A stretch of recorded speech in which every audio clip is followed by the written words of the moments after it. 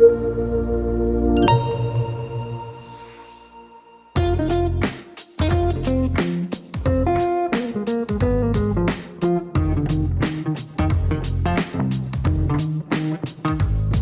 ouvintes da Rádio Mega Brasil Online. Olá, você que nos acompanha por imagem no nosso canal YouTube. Eu sou o Marco Antônio Rossi e este é o Comunicação SA, programa da Mega Brasil que destaca toda e qualquer ação de relacionamento e de consolidação de marca. Aqui também falamos sobre novas iniciativas de negócios, análises de mercado, lançamentos de produtos e serviços e de ações que impactam positivamente a sociedade. Antes de iniciarmos o programa de hoje, eu quero deixar aqui um convite a você que nos assiste pelo YouTube, que se inscreva no canal, curta a nossa página, clique no sininho de notificação e assim terá acesso a este e a outros conteúdos produzidos nesta plataforma pela Mega Brasil.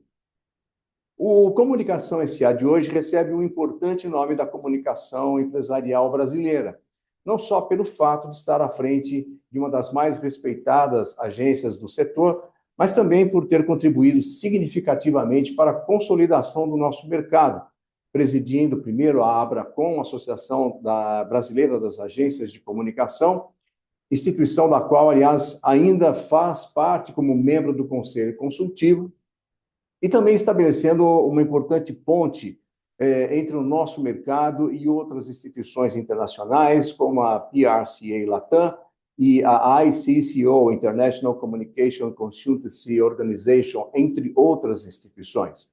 Eu falo de Ciro Dias Reis, CEO da Imagem Corporativa, que lançou no último dia 9 de setembro o livro Te Vejo na Próxima Pandemia. Um livro que trata da gestão de crise, não só pelo viés das consequências, mas também lançando um olhar crítico sobre o planejamento e prevenção, ou a falta de ambos. E é sobre isso que vamos falar hoje. Ciro, seja muito bem-vindo ao Comunicação SA. Olá, Marco, obrigado pelo convite. Ciro, o tema crise é um tema bastante presente na gestão das empresas, que é uma pauta bastante sensível no planejamento das áreas estratégicas, como é o caso da comunicação. Há também bastante literatura a respeito do assunto, e aí eu pergunto, no que o seu livro, Te Vejo na Próxima Pandemia, se difere daquilo que comumente encontramos como referência do assunto? Vamos lá. De fato, existe uma ampla literatura sobre o tema crise, impactando as reputações, o beabá da prevenção, o que fazer. Então, a minha ideia foi fazer alguma coisa diferente, que a gente pudesse falar de crise, que também mostrasse o impacto de uma crise na reputação de empresas, de pessoas, etc., mas que fosse uma leitura menos técnica, né? E que o livro pudesse ser, digamos, foi essa a minha intenção, agradável para diversos tipos de profissionais e mesmo estudantes, e não só estudantes de comunicação. Por isso mesmo a variedade de temas, de abordagens que eu faço com cases nacionais e internacionais. Quer dizer, você não dirigiu esse livro não é dirigido especificamente para o público de comunicação, por exemplo. Ele tem uma abrangência maior, é isso? Exatamente. Eu não quis que ele ficasse restrito àquela bolha setorial, né? Uhum. Então, que fosse um livro que chamasse atenção sobre uma questão que é essencial, que é a prevenção, Uhum. principalmente, né? Agora, Então, Ciro, a gente sempre fala, a tendência da gente sempre falar do mercado da comunicação, como os profissionais de comunicação, os setores de comunicação, como aqueles responsáveis pela gestão das crises, né? A gente sempre reclamou, cai no nosso colo. Mas hoje, com a diversidade, a complexidade das relações das empresas com a sociedade, essa missão parece que ela está um pouco mais amplificada, não é só relacionada à comunicação.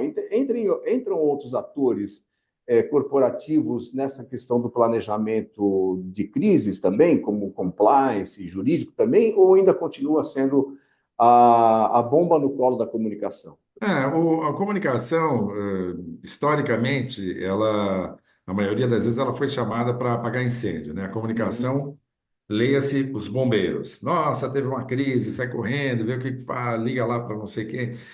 Então, assim, e eu sempre gostei muito dessa questão de prevenção, né? 2 anos e meio atrás, participei de 2 capítulos de um livro da Universidade da Georgia, nos Estados Unidos, onde eu faço parte também do Advisory Council, um livro especificamente sobre crises corporativas.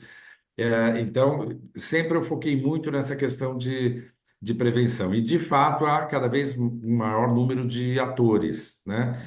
E o importante é que as organizações criem uma cultura, um olhar preventivo de uma maneira mais ampla. E aí sim, nós da comunicação temos um peso específico.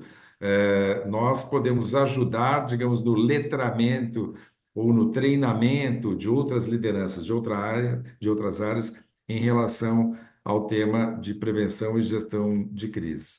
Então, foi essa a ideia, chamar a atenção do leitor acerca de diferentes casos, em diferentes setores do Brasil e no exterior, mostrando quem fez bem, quem não fez bem, como é possível fazer melhor da próxima vez, quais os aprendizados possíveis. E para isso eu tentei me basear muito em pesquisas. Então, tem muitas referências bibliográficas, muitos números, de tal maneira que não fosse. Foi uma coisa que eu quis evitar também, que parecesse uma coisa muito do gogó, né? Ah, vou dar aqui a minha visão, minha opinião. Então, tem ali muito número, muita pesquisa que eu tentei fazer com que fosse o alicerce de toda essa minha visão transmitida no livro. Ô Ciro, na divulgação do seu livro, você faz uma afirmação, eu vou abrir aspas aqui: crises econômicas ocorridas no Brasil entre os anos de 1970 e 1980 têm componentes comuns em relação à queda do avião que transportava o time da Chapecoense, com a tragédia da Boate Kiss e com as mais de 700 mil mortes pela Covid no país. Você pode explicar um pouco melhor que relação que existe entre esses fatos? Ou essa comparação sua não parece um pouco aquela coisa do samba do crioulo doido? Não, na verdade, o que eu quis dizer é que todas esses eventos, digamos, negativos, eles têm um componente comum, eles têm no seu DNA a falta de visão. A falta de visão crítica, a falta de uma análise de riscos potenciais, a falta de um sistema de prevenção para alguma, por caso de alguma coisa dar errado. Então, tentar fazer rapidamente um resumo. Naquelas crises dos anos 70 e 80 no Brasil, governo militar, etc., gastava-se dinheiro como se não houvesse amanhã, né? Não, vamos investir. Centenas de empresas estatais foram abertas, enfim, o governo participava de tudo. Então, assim, não, vamos que vamos, o crédito lá fora está barato, podemos nos endividar, está tudo tranquilo. Aí o mundo vira, o crédito fica mais caro, os juros internacionais sobem, veio a crise do petróleo, o petróleo era barato, deixa de ser barato, e o Brasil fica com, né, um chapéu na mão, né? Altamente endividado, contrair uma dívida barata, com juros baixos, e tinha que pagar uma dívida alta. Não foi à toa que em 1982 o Brasil quebrou, literalmente, né? Que não tinha mais dinheiro em caixa. Bom, então, o que que significa isso? Que o governo militar, naquele momento, né, não teve a mínima preocupação, com a possibilidade de alguma coisa dar errado, e deu. No caso da Boate Kiss, tecnicamente, se você for ver, era um lugar inadequado, que podia colocar no máximo 600 pessoas, tinham 1.000 pessoas, eles colocavam até 1.000 pessoas, atraíam os estudantes com preços muito baratos, o ingresso barato, então aquilo vivia superlotado, sem áreas de escape, sem áreas de saída, enfim, erro, né? E sem considerar aquele teto, né, onde a tragédia se deu, né, altamente inflamável, etc. No caso da pandemia da Covid-19, o Brasil, a melhor explicação está nos números. O Brasil tem 2,5% da população mundial e o Brasil, durante a Covid, teve 10% das mortes do mundo todo. Então, 2,5% da população do mundo, 10% das mortes do mundo.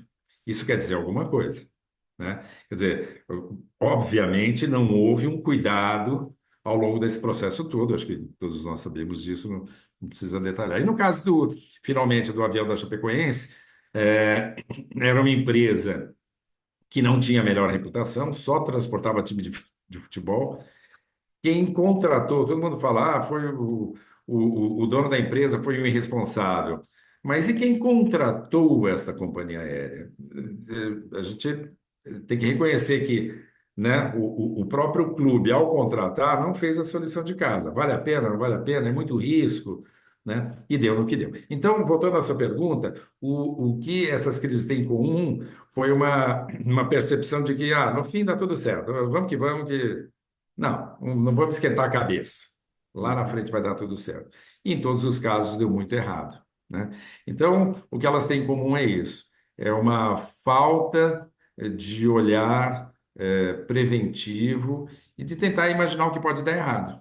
Muito bem, a gente está conversando com o Ciro Dias Reis, CEO da Imagem Corporativa e autor do livro Te Vejo na Próxima Pandemia, lançado no último dia 9 de setembro. Ciro, nós vamos para um breve intervalo e voltamos em instantes na continuação deste Comunicação SA. Até já.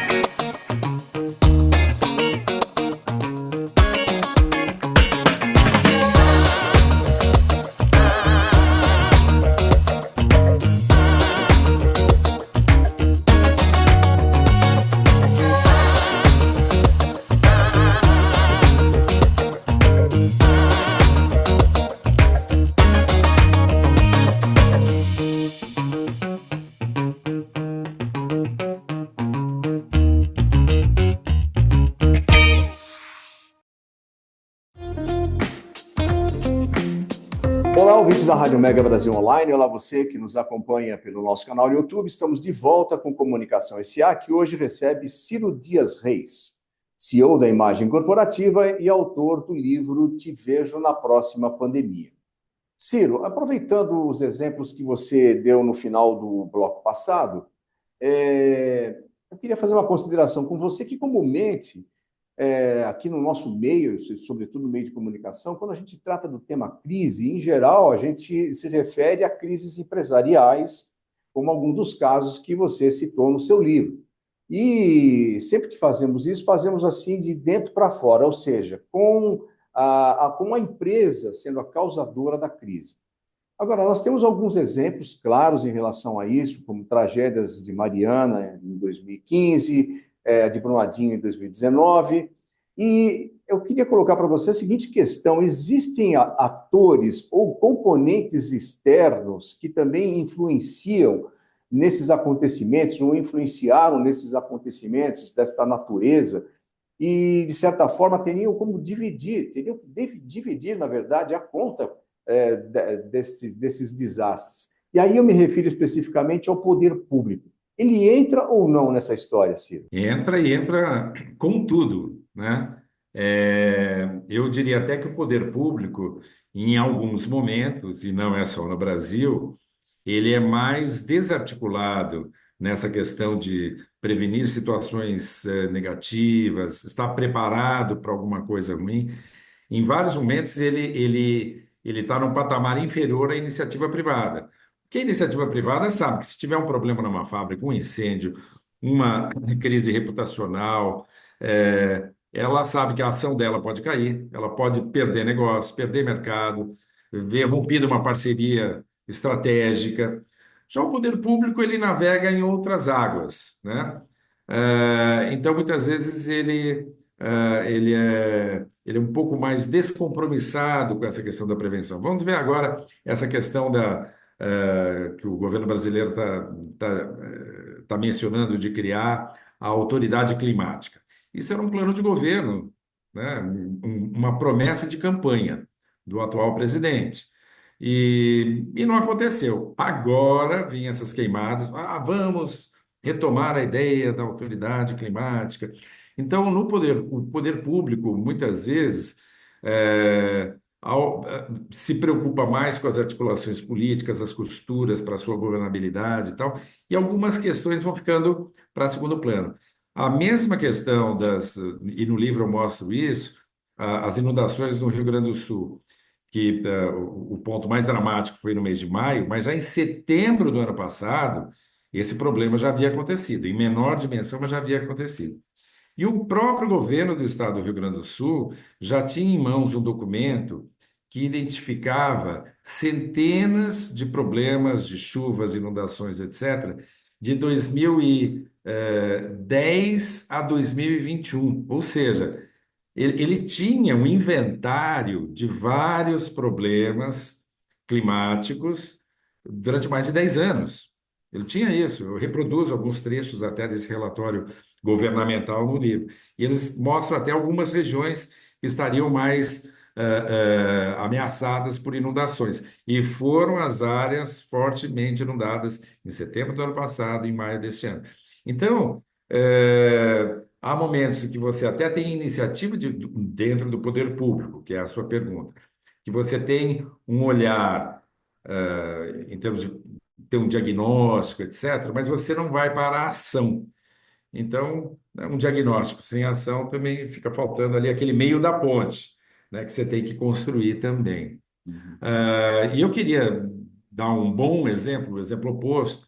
O Michael Bloomberg, quando foi prefeito de Nova York, e se sabia que o famoso furacão Sandy ia atingir Nova York em cheio, ele fez todo um programa durante dias de avisar, um processo de avisar a população, fique em casa, eh, comprem alimentos, água, provavelmente vai cair a luz.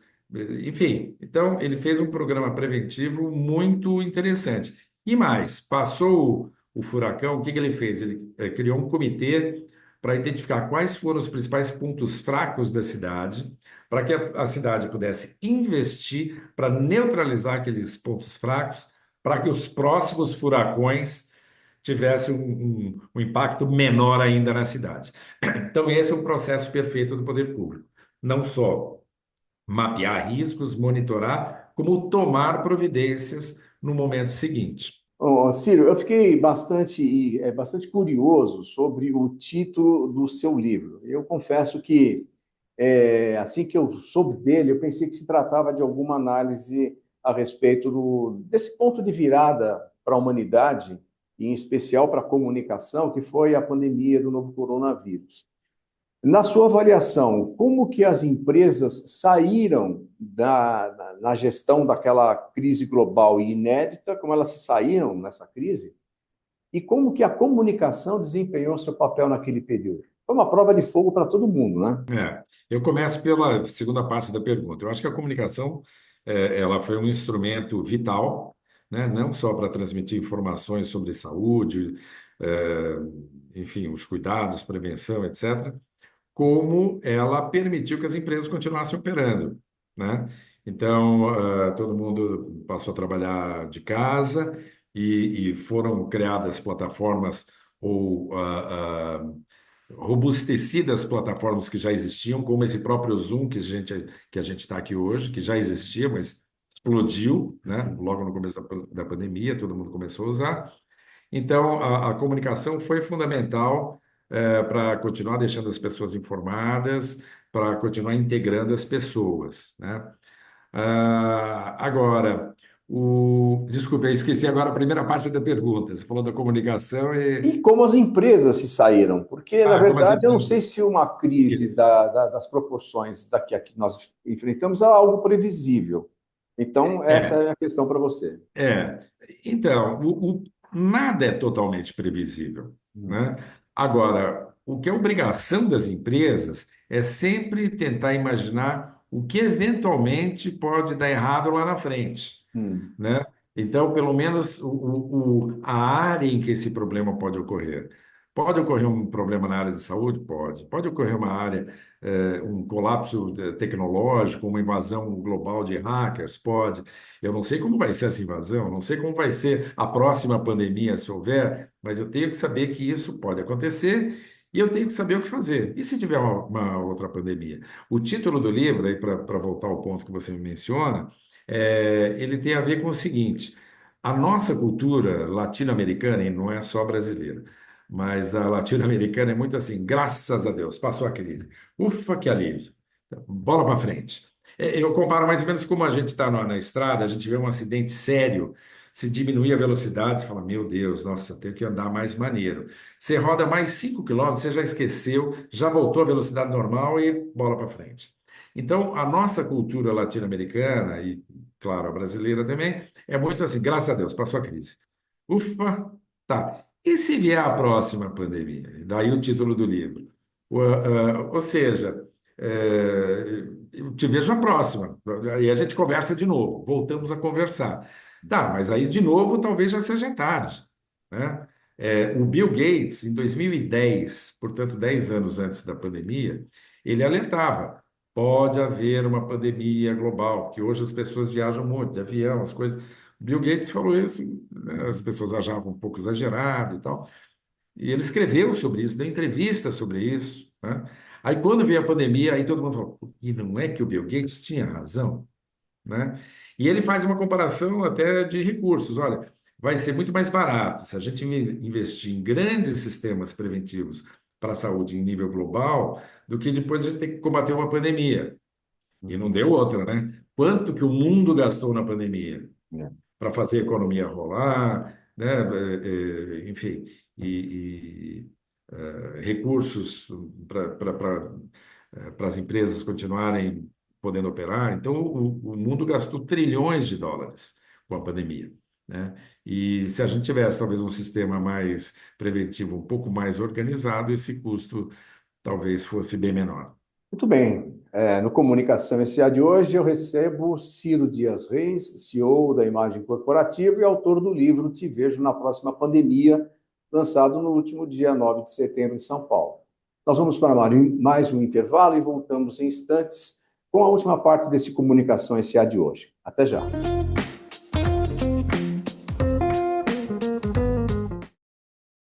O Prêmio Jatobá PR 2024 decolou. Na sua 8ª edição, o Prêmio Jatobá PR mantém a missão de fortalecer a atividade de PR no Brasil e na América Latina, dando ampla visibilidade aos cases de PR produzidos pelas agências e organizações de comunicação corporativa. O Prêmio Jatobá PR incentiva a excelência em PR a partir do protagonismo do setor de comunicação dos seus profissionais e dirigentes. Venha encarar o desafio.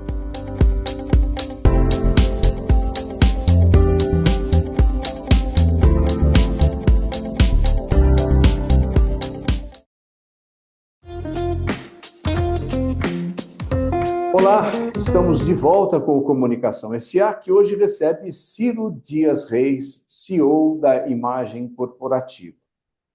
O Ciro, o Brasil está às vésperas de sediar uma conferência do clima, em meio aos efeitos severos de uma prolongada seca, de um aumento nas queimadas, do agravamento da poluição atmosférica sobre o país como um todo. São Paulo, por exemplo, teve recentemente o pior clima do mundo, né? O maior clima do planeta. E uma crise hídrica sem precedentes ali na Amazônia. Isso é a crise perfeita? A gente sempre fala na tempestade perfeita, mas isso é a crise perfeita? E, ao seu ver, teria como agir preventivamente para evitar esse quadro atual? Olha, o tal negócio, o que que a gente está vendo hoje, né? Rios secos na Amazônia. Isso já aconteceu no ano passado, há 2 anos. Então, não dá para a gente, né, impedir que um rio evapore, que venha a seca. Agora, a gente precisa estar, de novo, preparado para esse pior, cenário, né? E é um hábito, é um exercício que a gente não faz muito, né? De aprender com o que já aconteceu e falar, bom, se o Rio Madeira secar de novo, se o Solimões secar de novo, a gente tem que fazer tal e tal coisa. Se o Pantanal pegar fogo de novo, porque o Pantanal já queimou há 2 anos, há 3 anos, né? Matéria sobre a onça que queimou a patinha e tal, aí foi, né? o pessoal conseguiu salvá-la, e, enfim, essa coisa toda. Isso foi há 2 anos, né? Está acontecendo de novo. Ninguém pode dizer assim, nossa, mas ninguém podia imaginar que ia pegar fogo no Pantanal de Rio. Que absurdo! Não, não é um absurdo. As mudanças climáticas estão aí, infelizmente vieram para ficar, a temperatura do planeta está subindo, né? Fora os negacionistas, todos sabemos que isso é uma verdade. Então, se isso é uma verdade irreversível, a gente tem que se preparar para esse novo cenário, né? As coisas estão mudando e continuarão mudando. Então, se você pegar, por exemplo, na Inglaterra, as mudanças climáticas já levaram à criação de uma série de novas políticas. Isso faz um ano e meio, né? Então, o governo, o Estado britânico está sabendo que precisa tomar algumas iniciativas. Na Austrália, que também conviveu com muitas, ao longo dos últimos anos, com muitas áreas de florestas que pegaram fogo em função do calor, etc.